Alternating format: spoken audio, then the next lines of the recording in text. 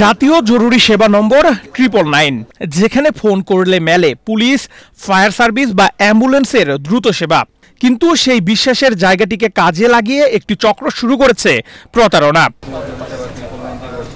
ধরুন, হঠাৎ করেই আপনার মোবাইলে ফোন এলো 999 নাম্বার থেকে। বলা হলো আপনার ফোনে একটি পিন বা কোড গেছে, সেটি কত।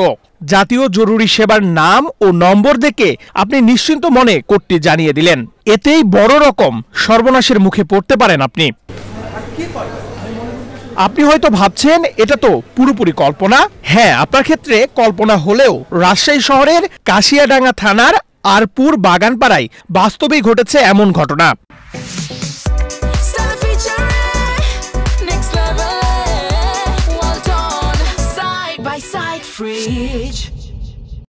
গত 5 নভেম্বর একদিনেই এই এলাকা 999 নম্বর ক্লোন করে প্রতারণার মাধ্যমে অর্থ হাতিয়ে নেওয়ার চেষ্টা চালানো হয়েছে।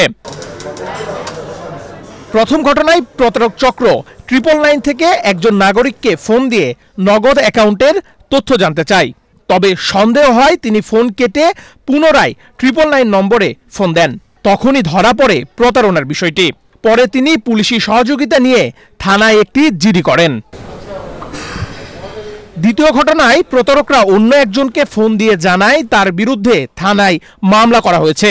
এরপর সেই ব্যক্তির বিকাশ অ্যাকাউন্টের তথ্য এবং পরে নগদ টাকা দাবি করে চক্রটি।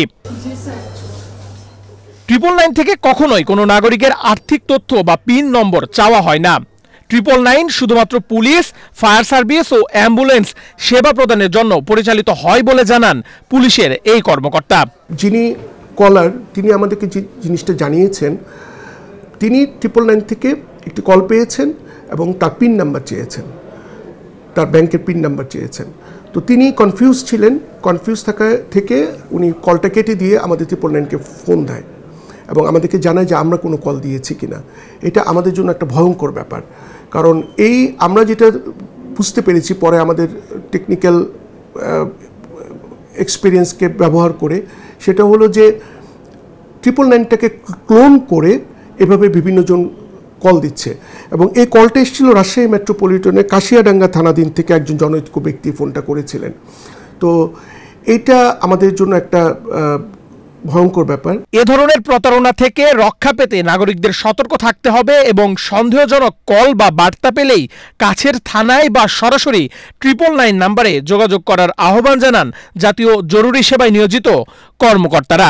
আপনাদের মাধ্যমে আমরা জনগণের কাছেও বলতে চাচ্ছি, সবার কাছেই বলতে চাচ্ছি যে 999 কখনই এই ধরনের কল করে না এবং 999 কখনই কল করে পিন নাম্বার এবং টাকা পয়সা চাওয়া এই ধরনের কাজগুলো করে না।